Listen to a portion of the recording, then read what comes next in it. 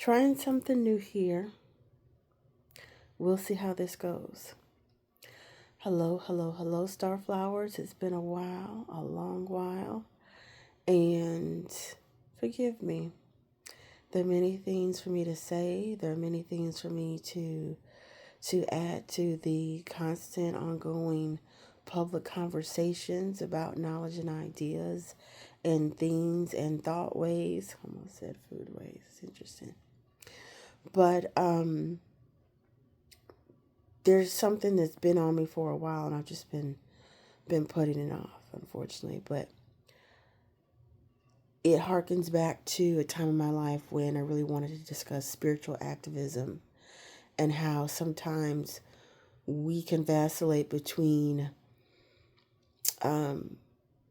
feelings of helplessness and despair, and amidst the things that are going on that either may be directly impacting us or impacting people who we care about. And so feeling that sense of hopelessness or helplessness and vacillating between that and, what can I do? And these feelings of being called to, I must do, but I must do. Either must do for myself or must do for us as the collective. And then we come up with whatever we come up with. And I don't know the full scope of how or why, but I have some ideas about how I been called to the name path, and that is seeing and understanding and hearing via the name. And there's others in my tribe. And I'm very grateful for us remaining, so to speak. I'm very grateful for us being able to continue to add our wisdom as teachers and learners of the system, of the systems that we are part of. Whenever we are seeing something happen in the collective, there are layers. There are layers of meaning. There are layers of intention. And there are layers of outcomes. Meaning, intention, outcome. These things are layered. None of it accidental. What we witness when we open our eyes is very much a part of the construction of the collective reality, or what's called consensus reality. So whenever there's something that's thrown into the NEWS, okay, which people, what people call that, the news, but it's really the NEWS, which is the north, the east, the west, the south. That's what that is. It is a, I was going to say it's a binding spell, SPELL. It's a spell on the collective consciousness is what that is. So whenever we are witnessing something in the NEWS, the north, east, west, and south, we are tapping into a field of awareness of a particular, very specific collective consciousness. Now, everybody has their local NEWS, but we also have our national and our global. And that's where we get pulled into who knows what details or who sees certain things in this, this consensus reality that we're a part of. When we are thinking about moving forward now and moving forward in terms of resolution, I think what called me to spiritual activism, or the concept or idea of spiritual activism, is being able to go into your own mind and connect with other minds in the collective. In whatever ways you do that, I guess this is the ceremony of the internal path, right? The ceremony of the ascension path, and not the ascension path or descent, but the ceremony of the ascension path, going inside, is to take the awareness with you so that we can deconstruct from the inside out what these things are and what these things mean. Specifically, we are in the midst of this a collective drama that's being played out with ICE. Okay. And nothing, again, nothing in this collective consciousness, collective reality, consensus reality we're in is without intentions and without layers of meaning. We have a very valid, real, palatable, earthbound resistance to this. You see people who are innocent, you see people who are children and families and bloodline and lineage, etc., who are being harmed by the executive, operations of a particular institution. So we have this very genuine outpouring of rage, of anger, of everything you can think of that's coming from a very genuine place inside of the human heart, inside of the human emotions. And everything in this collective consciousness that we're in is about a battling for energy. It's a battle for our energy. It's a battle for our energy.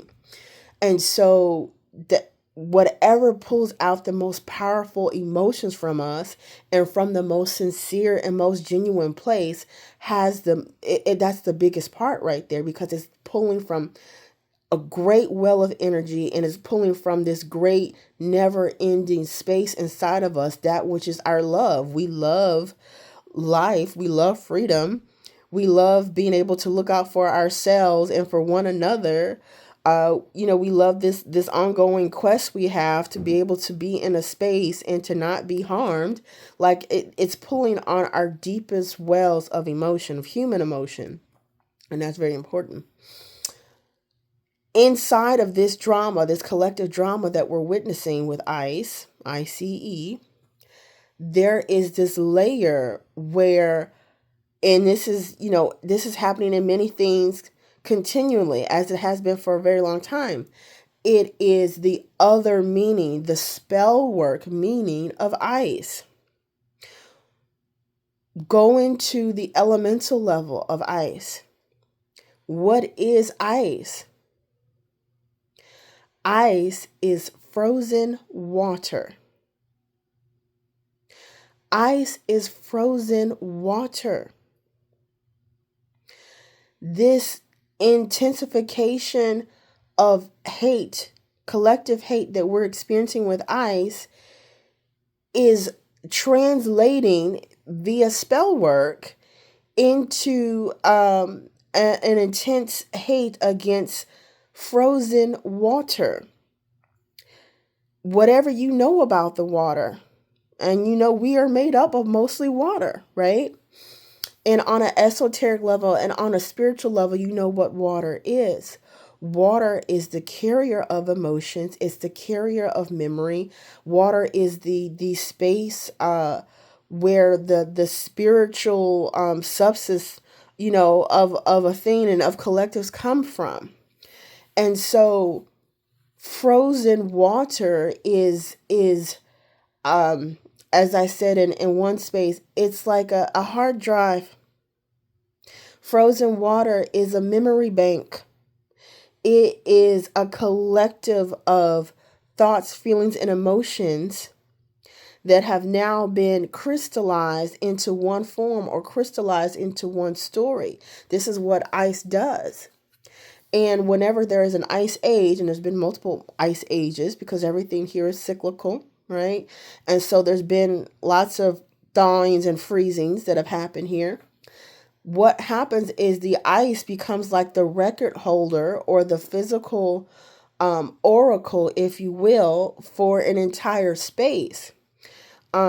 Just like water encodes our ideas and our memories and our thoughts and our words and our sounds, we expose water to sounds and to words. And there's been studies on this. There's a famous doctor, I want to say a Japanese doctor, who did great research on this and books on this, how exposing water to certain sounds or certain words and then freezing it, like you could see how it changes the actual structure of the water and the structure of the crystal, just by exposing it to different sounds, words, vibrations, and intentions. Okay. So when we talk about water, know that we're talking about something that is physical in our world, in our consciousness. It is physical, But water is also, it's at the elemental level, which the elements being the building blocks for all consciousness. The elements: earth, water, air, fire, ether, spirit. Okay, so water is a part of our physical world, but it's also a part of the building blocks of elements. All right, through not just our planet, but on an interplanetary level and an intergalactic level. It's that powerful, right? Not just this universe and this galaxy, but beyond it. So whenever we're talking about things that are being manipulated via spell work, via the NEWS, the north, the east, the west, and the south, this kind of binding of our collective imagination and our collective reality, it's that intense. So we have all this deep anger, justified anger, mind you, around the actions and what's going on and the tragedy and the pain and the suffering of ice. And so we're directing this energy against ice, against ice, against ice, not realizing, many of us, that there's a layer where this is translating. It's skipping over the physical drama of it, and it's going into the spell work pattern of it, where we are against the element of water and against the occurrence of ice, which is memory, recollection, memory holding. Ice is the oracle of a planet. It is telling a story. When the waters are taking in all this data, is taking it as the water's flowing through the river. The water's taking on this data of what's going on with the land and what's going on with the fish and what's going on with the wildlife and what's going on with the people. And the story of what's happening on the earth is flowing through the water. And when it gets to ice, that story is being, this is what happened, right? And so when we are against ice, the actual ice, we are against this physical database of memory of what the truth is, what really happened, because that, again, that emotional story of this is how the animals felt, this is how the people felt, this is how, you know what I'm saying? And so this is really kind of, I see where we are going, and it's being stacked with other things going forward around how do we fight. Because what we're truly fighting for is the narrative of what is happening. Not just what happened, but what is happening and why it's happening and how we feel about it.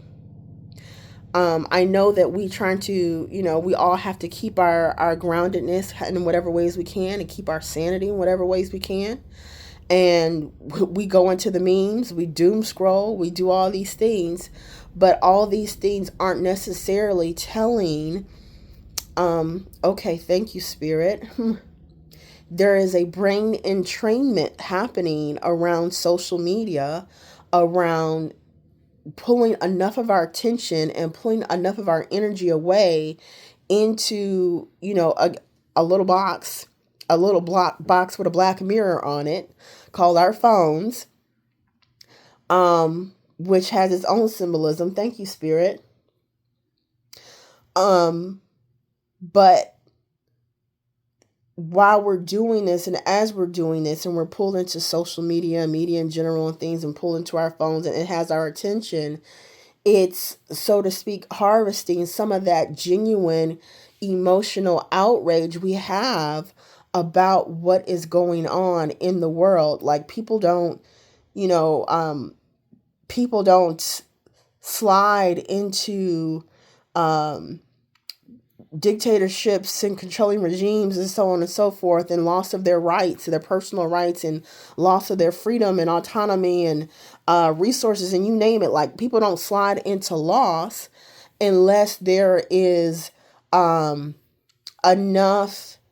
enough energy that's being kept at bay that allows such a thing to happen. Right? And that's part of like a very big plan for us to be kind of pushed collectively into a particular situation.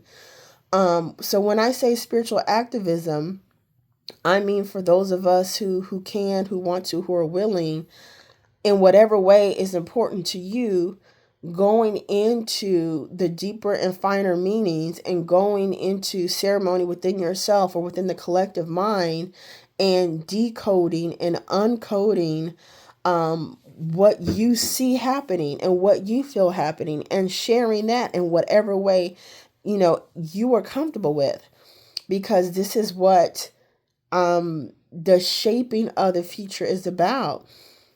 It's so important and necessary for us to have the physical space. And so many of us got that download, that ping, I would say within the past 5 to 10 years, of we need physical space to do this healing work and to do this relearning and to help humanity have space, physical space, to go to its next level. And so we're still there, with all of its things, but this is now I see entering into either purposefully or just as things go, moving into a space of we are now the even bigger or just as big necessity is protecting the narrative of what is going on, why it's going on, and how you truly feel about it. If you were not distracted, I'll put myself in there for sure. If we were not as distracted as we are, if we were not as tender and finding it so difficult to manifest the safe spaces for ourselves, or the out flat out refusal, because you look to some places in the world, the people are like, they're in a space of flat out refusal. Yeah, we're not going to do this. We're going to burn the things down. And that's happening in so many parts of the world that don't get as much NEWS from us, So if we were in that space and we weren't pulled into the spaces energetically where we are powerless or feel powerless, we may be leaning over into the space where people are burning stuff down. People are like, no, this is where it stops. This is not where this goes. We would be able to tap into those emotions and tap into those ideas and truly galvanize that. But I understand the bigger the space, the bigger the beast, so to speak. So it's, certain places, certain countries, certain ideologies are bigger beasts. Okay. They're bigger beasts to fight because of the people, the kinds of people, the diversity of people, and so on and so forth that are handling and managing and controlling this collective reality that we're in. So for me, I wanted to speak on that aspect. I want anyone who is ever felt that ping of thank you, Spirit. Oh man, I'm gonna have to do a whole lot more teaching. Oh dear God. This is why I shouldn't have been putting this off, because it all gets backed up and it's my own fault. Anyway, so part of the reason this is also on me is because like I said, we're made up of mostly water. Us in our human experience, we're mostly water. So we don't really have the luxury of ignoring the all the ways in which the water element is being manipulated for and against us, particularly against us, because this is us, and it's literally driving, how do I want to say? I will say the human waters, aka our hormones, Again, we're this social media is part brain entrainment, and what is happening or what has happened with the human collective, hormonally has been so drastically kind of tweaked, if you will. I'm seeing something with almost like a steering wheel by way of social media or use of technology, specifically just say technology. the way that our brains are being shaped around dopamine, serotonin, the different life experiences and things that bring about oxytocin. So our actual literal hormones, our physical human waters, are collectively being manipulated, have been manipulated. This has happened effectively within the past, particularly, 5 to 10 years. And you see now, every once in a while, you'll see the ways that even small children or young children are tech addicted or addicted to technology, right? And that's like having someone who's addicted to any other type of chemical or illegal substance is addiction. It's a rewiring of the brain and of the hormones and the way the neurotransmitters within your body and within your brain are firing because of those hormonal cycles. Okay. So that's another reason we have every right and every necessity to be aware of when we see things happening in our collective reality, how this is playing out on the different levels. How is it working on the spell level? How is it working on the esoteric level? How is it working on the elemental level? And then how is that elemental level then impacting us in the physical? And for each of us, with whatever it is you see or feel intuitively, again, take it to us, take it inside, take it to the, meet me in the intuitive world, whatever that is.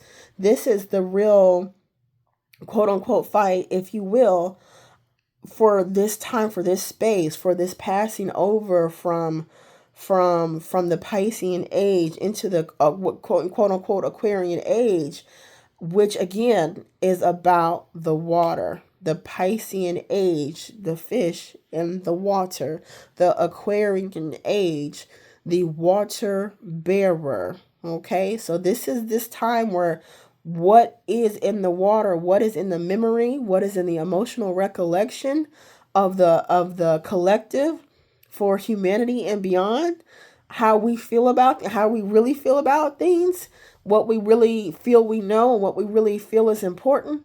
This is that time. And so this is why it's important.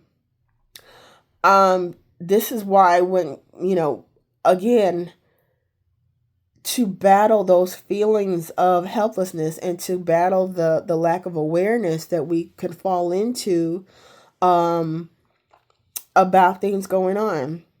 The other layer of this, why it was been pressing on me, is because, again, with the spell work, and I'm grateful for my family and my spiritual families who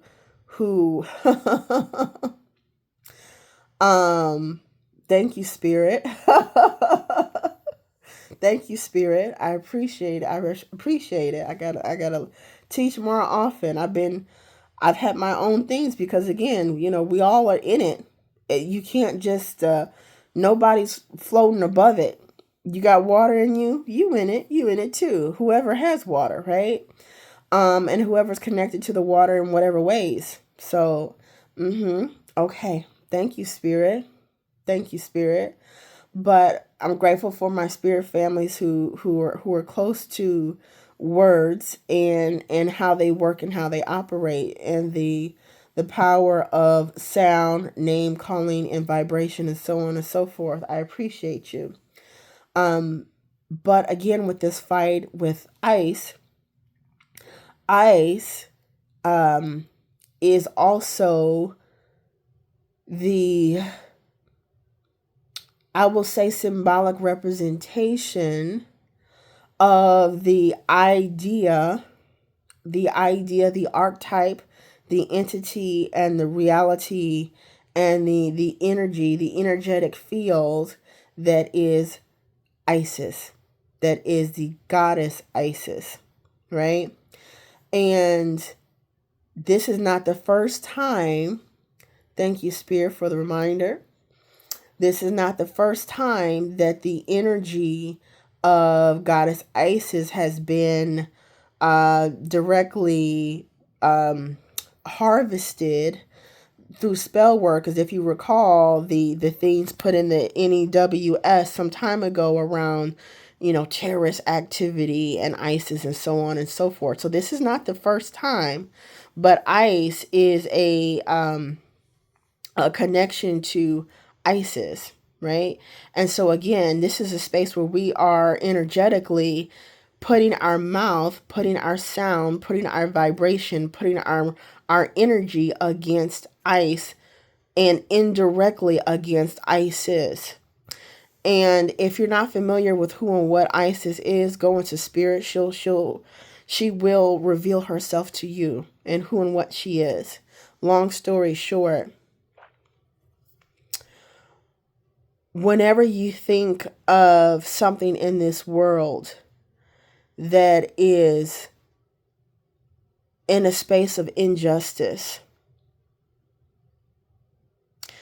because of hierarchy, okay? Because of hierarchy, not for any other, not because of merit, not because of, God said, not because of anything other than hierarchy, something that is in a space of injustice because of hierarchy, because of imbalance, not just hierarchy. I do believe there are natural forms of hierarchy, but that's a whole completely different conversation. But hierarchy that is imposed, hierarchy that is intentional against entire collectives, again, because think about water and the water element, and think about what that space is between Pisces and Aquarius, right? Thank you.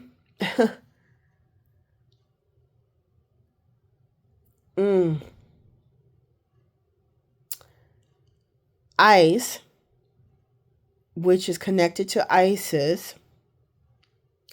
Isis is connected to that energetic signature, the archetypal energy of who or what is falling within the middle of polarization and who or what is falling at the bottom of oppression and hierarchy. That energy that has every reason whatsoever to fight against intense, intentional, extreme polarization. And of course, that's where we are right now in a way, politically, where things are being polarized to the right and polarized to the left, intentionally, to widen eventually, to see, well, it's a separation to see who's falling where, and also to eventually broaden this center space. And then Isis is this energy that cannot separate from the center space. So it's like you have the this energy that is holding the center, holding the liminal space, that is being pulled left and pulled right, and has every the fiber and the structure, and even the crystalline structure of Isis is about holding the space of the center and resisting this intense polarization for the sake of the integrity of the all, right? So that's what's happening on a left to right space. That's what Isis does. And on a top to bottom space, it's working in a similar fashion, where it's the pull of the look at this in terms of a class structure, the very, very wealthy and the very, very poor, and how their experiences are almost like this mirror and inversion of one another. That's a whole nother conversation to get into at another time. But Isis is, again, this spirit of, whoever's at the bottom of this structure, of this oppressive structure, needing to take on the energy and take on the rights and the privileges and the resources of those who are at the very wealthy. But when you do that and you push that into that energy, now you're connected with them. And it's like, well, they need to take on the mindset and the awareness and the compassion of the people who are at the bottom. So it's, again, this polarization of these two extremes that need to actually find their center, need to intellectually find their center. You need to be aware of who and what and where and why you are class-wise in the world or in any space. And Isis is an energy that does that, okay? Isis being an archetype of the divine feminine. And I don't know, well, part of the reason specifically I think Isis is used is because where we are on a larger cyclical scale is still very connected to the times and energies of Isis of that times and of that realms, right? Long story short, go grab your paper money while you still got it. It's a pyramid on there, okay? It's a pyramid on there. We've been trading in this. It's like, oh, we're so far removed from the deification of ancient Egypt, and no, just go look. It's all there. It stays there. And yeah, my fear of, I guess, conspiracy theory is out the window, because whatever. If those who have eyes to see, let them see. Those who have ears to hear, let them hear. Those who have a mind to know, let them know.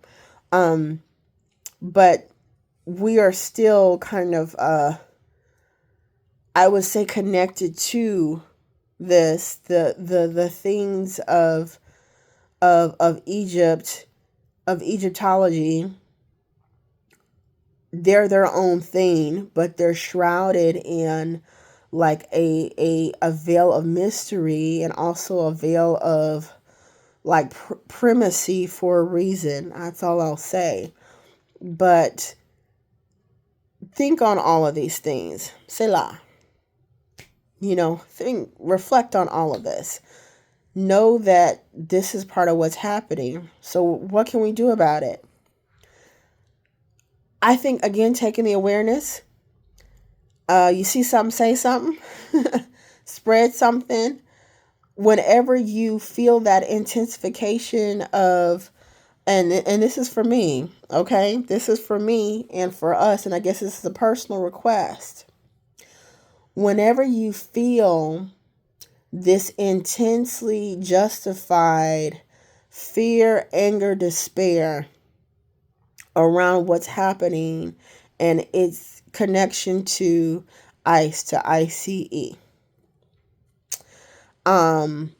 That's a whole nother thing, because again, they tried this, they be on her, because they do this with the ICE even that we put in our phones for in case of emergency, right? It's a whole thing around ICE. And again, it's for memory, because memory is what drives narrative, and narrative is what shapes reality at the collective level. But whenever you're feeling this intensely justified anger, despair, fear over what's going on in the collective level with these things, to allow your genuine emotion to, and stay with me, take that anger, take that rage, take that the desire to disentangle from that fear, and hand it over to the spirit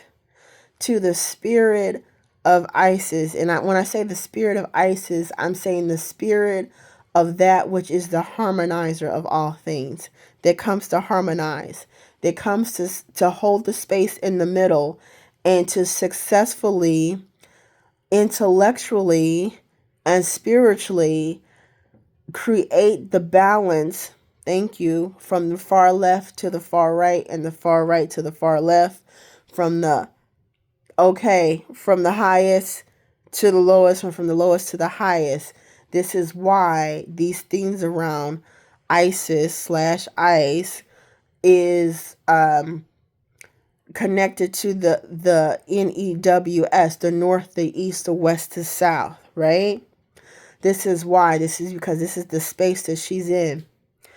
And another, again, it's layers. It's never just one thing. It's layers upon layers upon layers, because this is how things are able to move and push through is because what layer am I wanting to work with? And I'm learning more about layers now. And I've been reluctant to learn because it is complex. It is literally very, very complex how this is operating. But Isis is also connected to Isa, and those who are in the esoteric learnings about Isa know that there is someone we know who went by Master Isa, aka Jesus, okay, who they called Isa, whom in one layer of the story and narrative of Jesus is Isa, right? Um and there's a layer where, Isa is Isis or Ice, who again, and just like there are, layers of narrative around Jesus, who's an actual person, but a person who was in the physical form and the beyond physical form. Isis is also a person in the physical form and beyond physical form. Okay. So this is why, it's even though we historically have completely different narratives around these individuals, understand that when we talk about an archetype or an individual, what layer of reality or layers of reality they're existing in can extend beyond this plane. So again, when you're feeling this very justified fear, despair, anger, so on and so forth about what's happening, particularly as it relates to children, because that's, again, a large part of where the energy harvesting is set at, is because we are naturally inclined to protect children. Like, this is the future. This is the future and the outcome, the emotional outcome, spiritual outcome of an entire human race, for large groups of people who are here and also in so many parts of the world. Hand that energy over to the one who is, and say this however you want. Some people will say, I'm gonna take it to Jesus. Do you? Okay.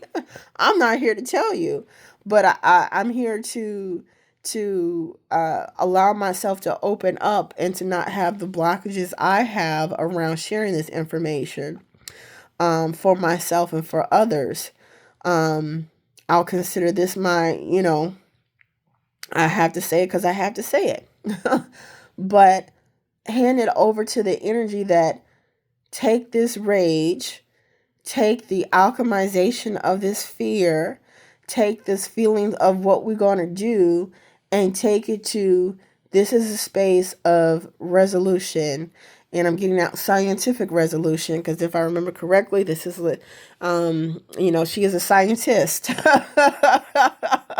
She is a scientist, okay? She's a scientist. So, and I think that's important because even though we're living in like the quote unquote natural world, this natural world that we're in, when you zoom out quantumly and you zoom out to the different dimensions, the reason there are different layers. One of the reasons there's different layers is because there's different causative factors that's happening on different planes and happening in different ways. And take it to the spirit of the scientist, because that energy that is responsible for holding the balance of all things and holding the harmony is capable of doing that on each level that it exists. Thank you.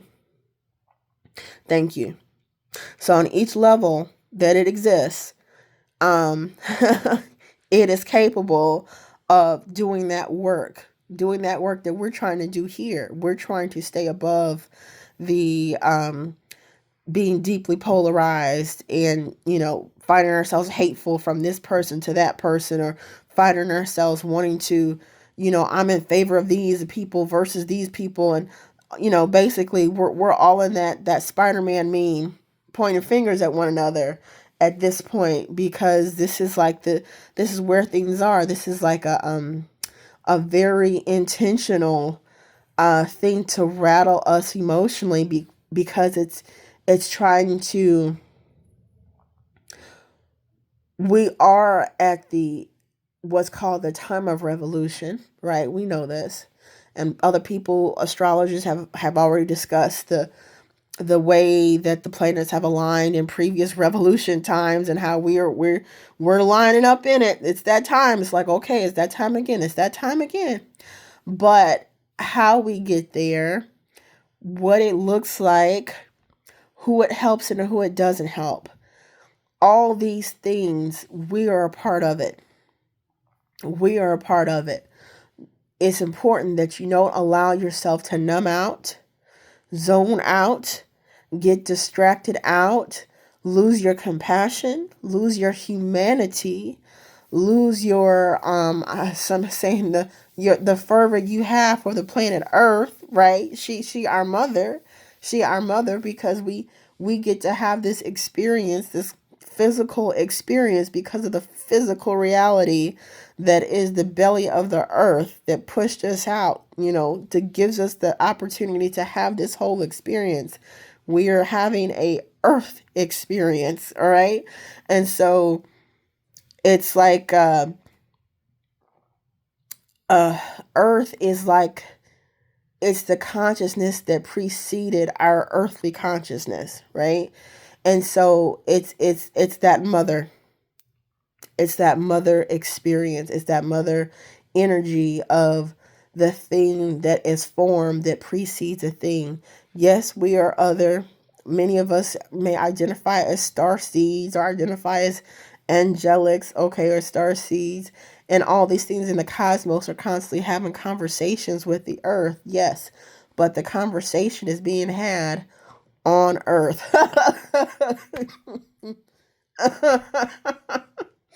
Sorry. The conversation is being had on earth. And the reason that's important is because when you think about a biofeedback system, those who are not on earth or of earth consciousness are not capable of holding a position of giving accurate, honest, responsible, ethical biofeedback, okay? It's like if you did a litmus test, and instead of putting the little test strip and the liquid, you put it in a little vat of air, you're not going to get your results, because you're not putting it where it needs to go to get the results.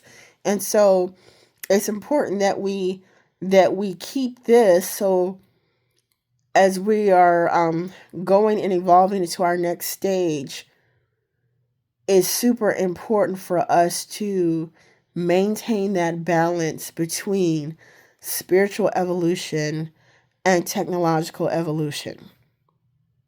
This, I think, is one of the most difficult things, because we are so intertwined already with technology, and it's just continuing to grow.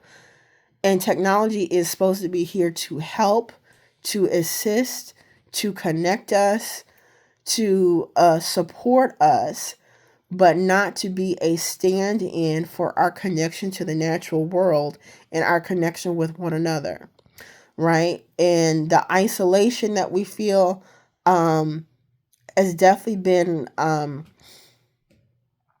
which kind of it peaked, or it kind of had its moment during COVID, when COVID started in 2020, and that Saturn-Pluto conjunction.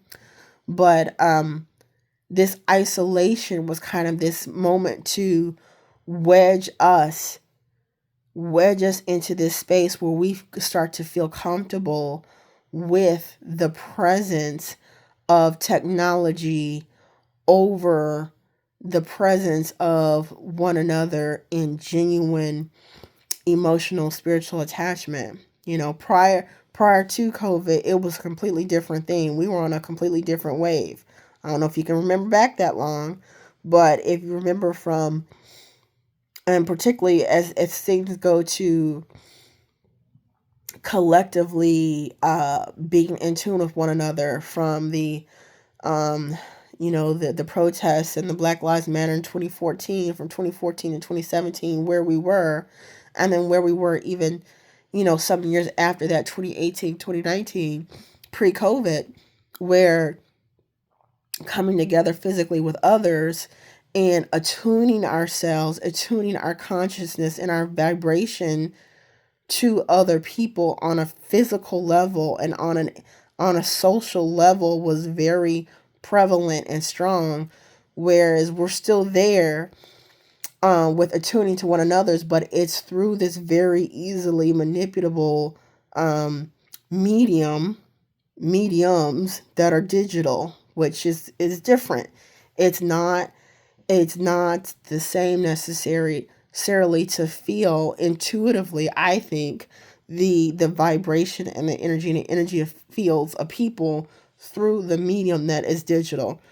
And this is, again, we're all being kind of shifted left and right. I'm thinking like a stern wheel, in terms of where we're leaning with things. Excuse me, I'm letting it all go, okay? It's been long. It's been on my heart to share this. I've put it off for a very long time because I know that if you're someone who in any way has been kind of shown or allowed to I will say, peek beyond the veil and to see things, that there's a gift in that, and you can feel special, you can feel gifted for being allowed to see, feel, know, and feel called to share or somehow do something, like you see something, say something, and that's why you're allowed to see, that's why you're allowed to say. And for me, I feel because my old soul nature, I can definitely kind of tap in or have been tapped in or connected to some very, very old, old, old level things that are just a bit, I don't want to come with the fear and the doom and the gloom. There are some things that have come through for me in the past, and looking at even my old videos, I'm like, but what are we supposed to do about it? Because you can't sit in a space of fear. That's not going to help you. Sitting in a space of fear is not going to do anything but allow you to sit in a space of fear with an idea that's sitting inside your psyche that where other people may be. And again, I don't want to be that conduit for myself or anyone else sitting in those spaces if those spaces are not going to ultimately allow us to experience our current incarnations in a way that is going to allow for the most freedom and power and something to say in energy harvesting of ourselves. But I think the translation is something that's going to allow us to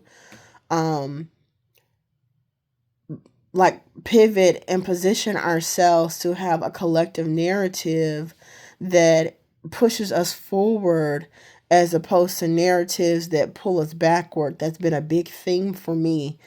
And I don't know if it's everyone. I think it has some Saturn retrograde energies on it big time, but the pull between the things that are pushing us forward and the things that are pulling us back are very, okay, that makes sense.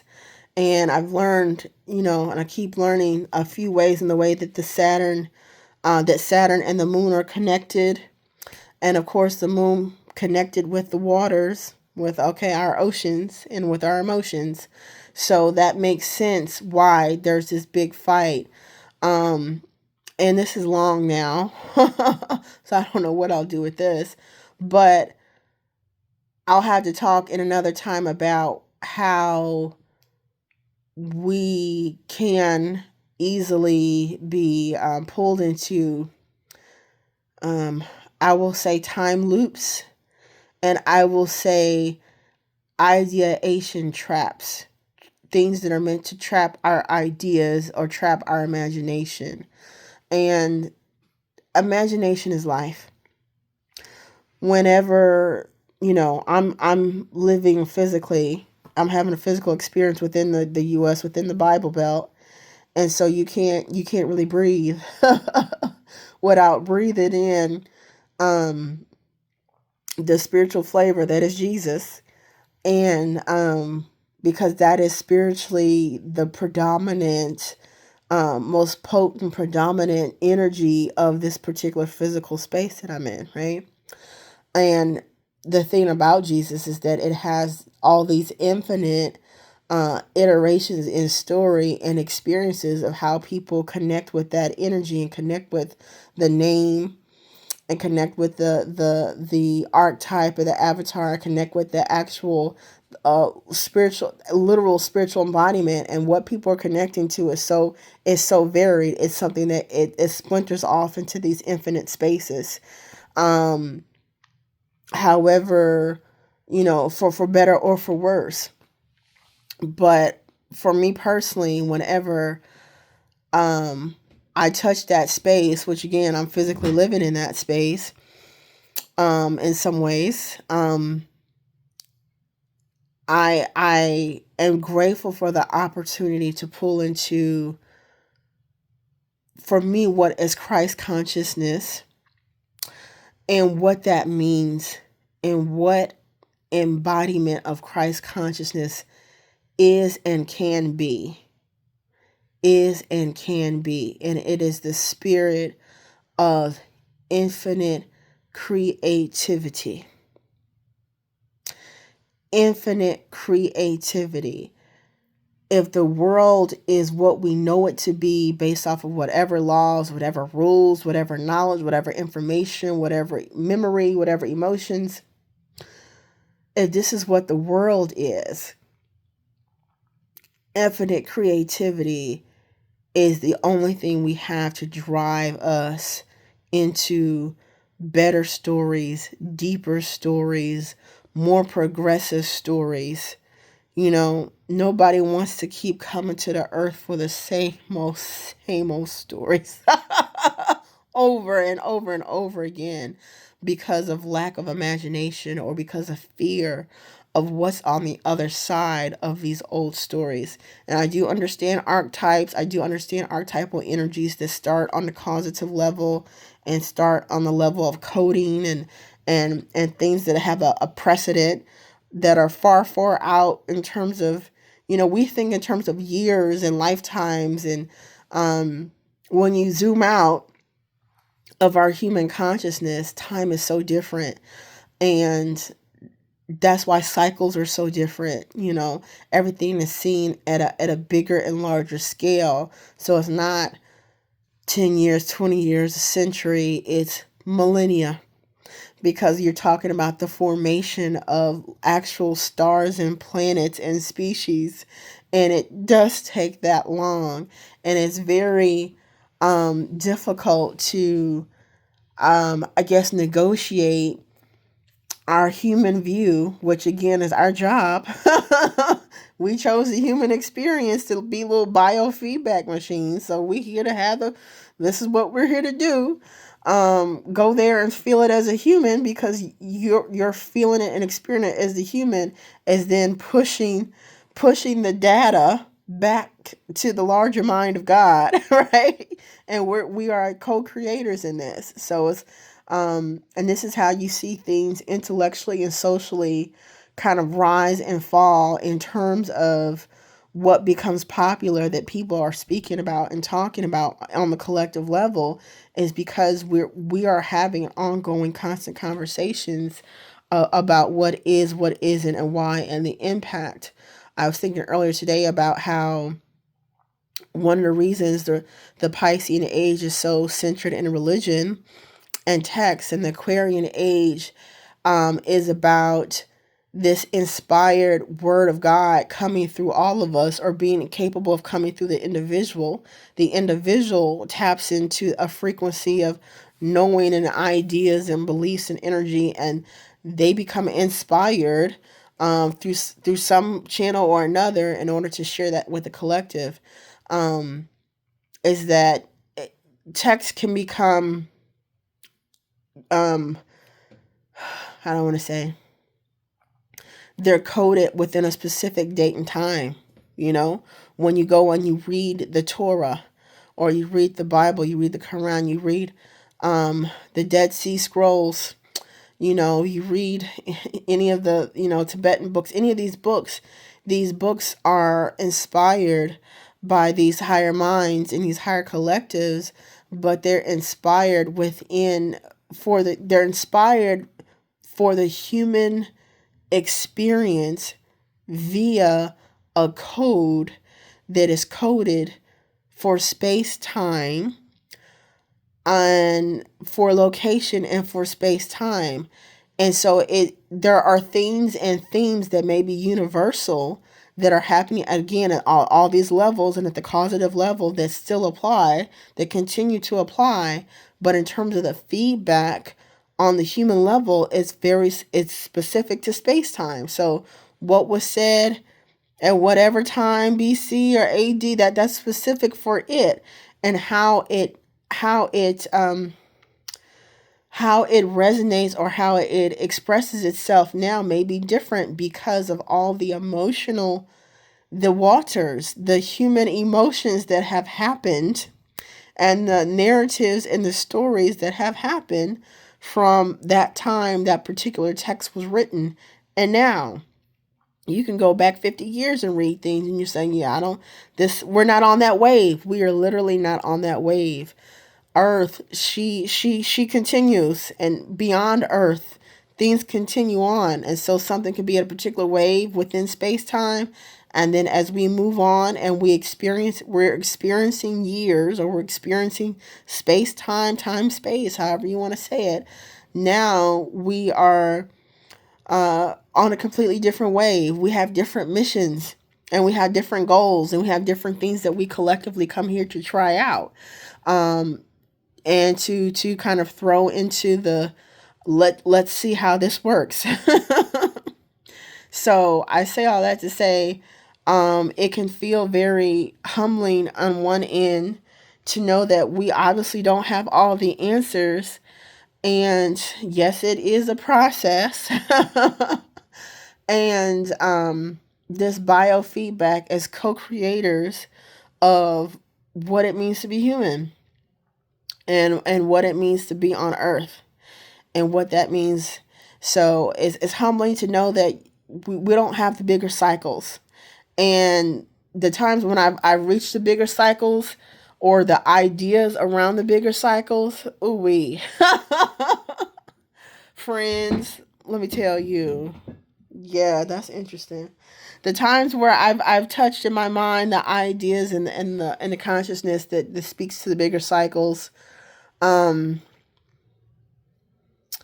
What we experience as a lifetime as a human in our current form is such a small drop in the bucket. It's such a small drop in the bucket compared to, again, the bigger cycles of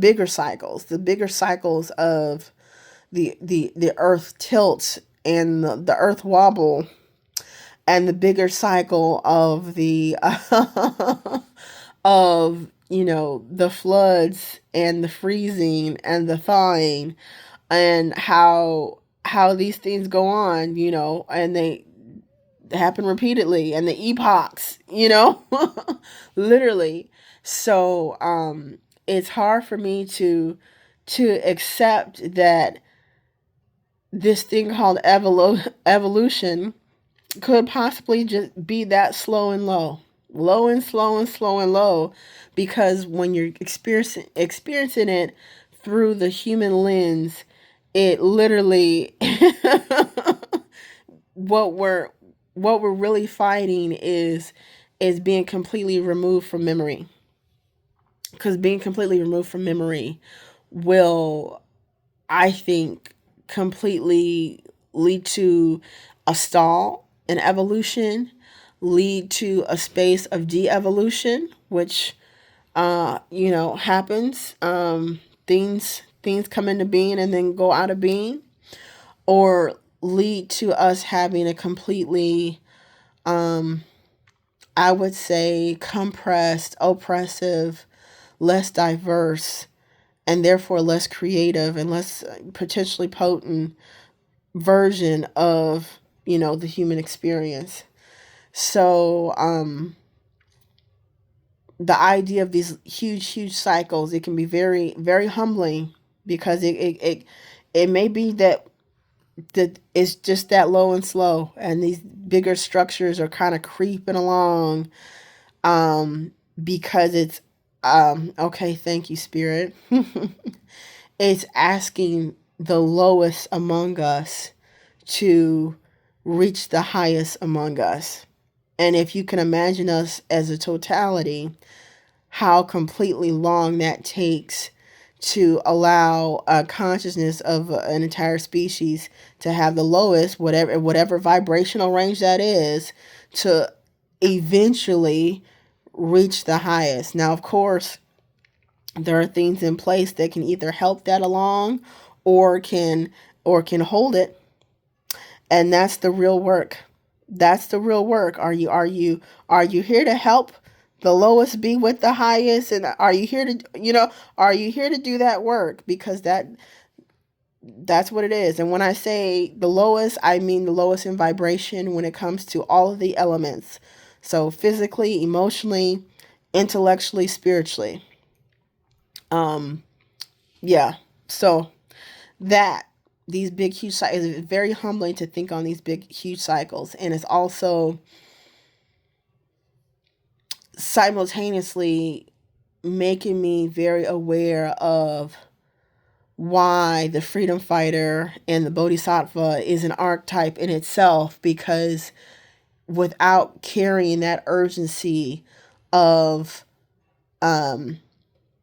information we need to send back up the line, send back up the chain of command, do we ever even pull the needle forward for ourselves to be able to come back, or to be able to exist here and to have a different kind of human experience than we did, thousands and thousands of years ago, if we don't have people who continuously want that needle pull, like, nope, we did it, scratch it off the list. Remember that. We remember. That's why we know we don't need to do it again. We remember. So that's that on that. And I have to get back into my teaching bag. I have to stop neglecting my duties. There's a whole post I have to have on that, about the desire of the soft girl era, particularly for women and melanated women, and how to negotiate that with whatever callings we have, because I want to be called into the soft girl era.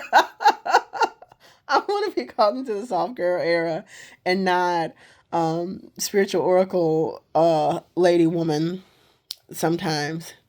That's that on that. I want y'all to think on that, and I will also think on how to condense all this and how to find community around it, because it's been isolating to isolating, but see sound vibration spell work, isolation.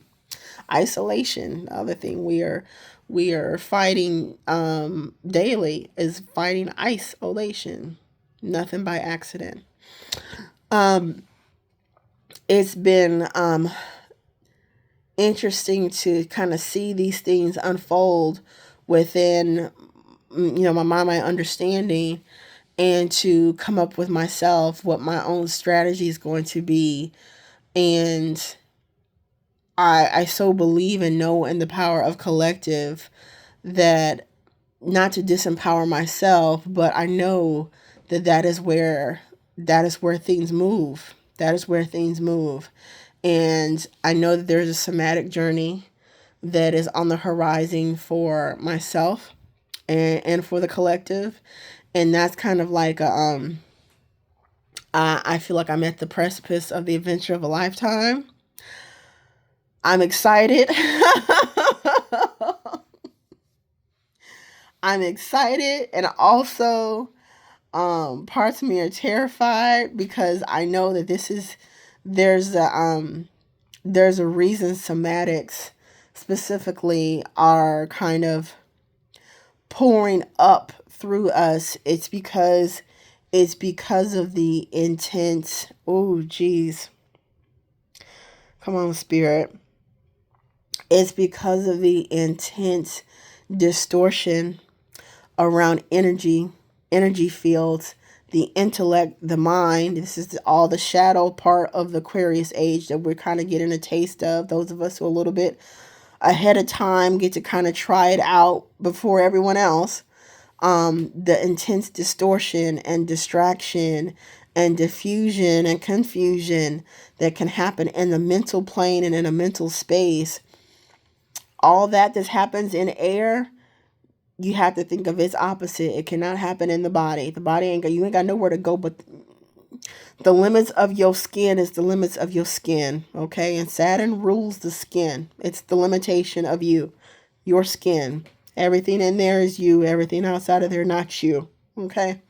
And so what is happening or starting to kind of bubble to the surface around somatic work is, I think, where we have been allowed to process things on an intellectual level and get our emotional intelligence up, which we're getting very high marks from my understanding with our emotional intelligence. I think there are so many of our ancestors who are very, very happy, very proud with us because we've been doing our emotional homework. We've gotten our therapy bag for the past 10, 15 years very strong. And so we've got the words, and we had our great ancestors who are able to speak on emotional intelligence in all these different ways. Bell Hooks, Ibaye, and all those who came to kind of help nurture and usher us into being able to put ideas to what the heart is trying to do or trying to say. So our emotional IQ, we're up there. Many of us, we're up there, and that's good. Good on us.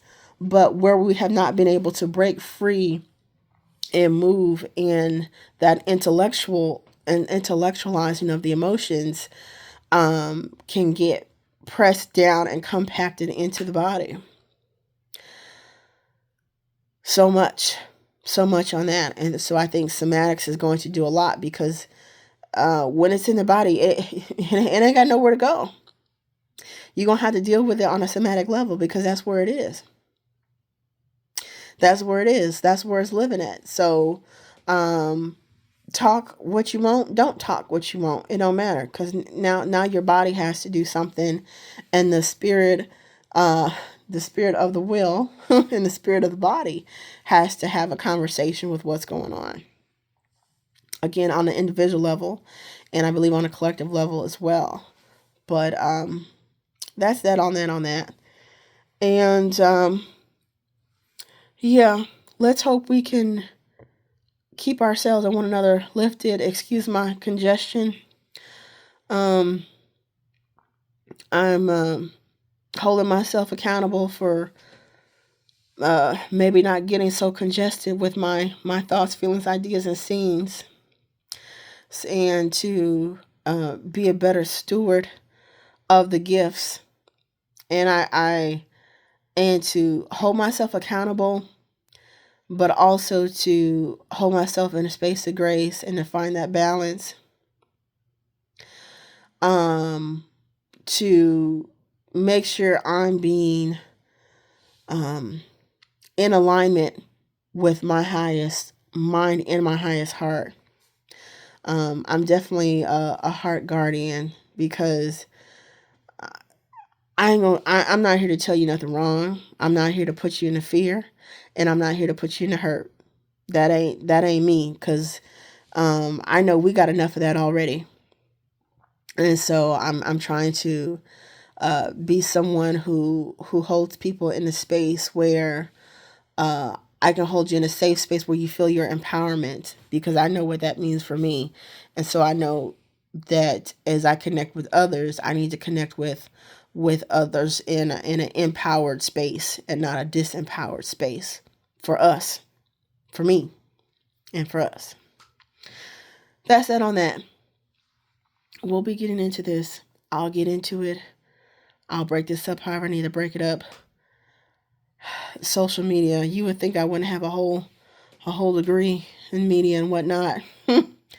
That's a whole nother conversation for another day. But yeah. Let's do this work. It's a 9-year, and we're capping off some big things and staying prayerful in my heart and in my spirit to have the best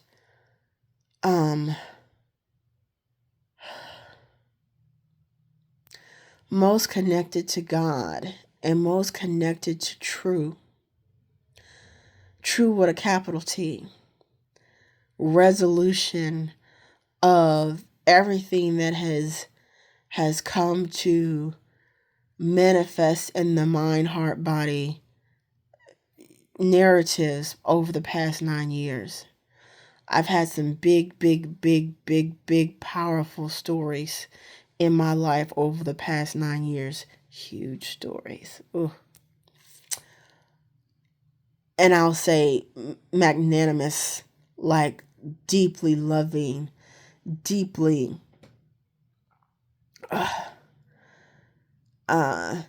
deeply potent. And how to have all that justice, how to do it justice, all these stories and all these experiences and all these people I've been and places I've gone in the body, mind, spirit, everything. How do I do it all justice? What is the,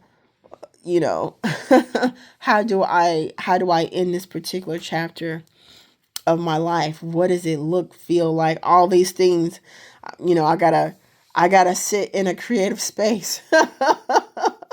I gotta sit in a creative space with spirit and say, what can we do to possibly bring all this to a beautiful space and set myself up for the next the next chapter of my life as I'm here in this new era called not exactly young, not exactly old. Every year you in a new era, you don't even know. Every as each little stage of life comes up, you're in a whole new cycle that you don't know how to be in because it's your first time there. So this is my first time in the I'm not quite young, not quite old era, and I have to completely sit down and be like, well, what is this like? Mm. And I had to I'm literally scratching my head like I don't know what this is like.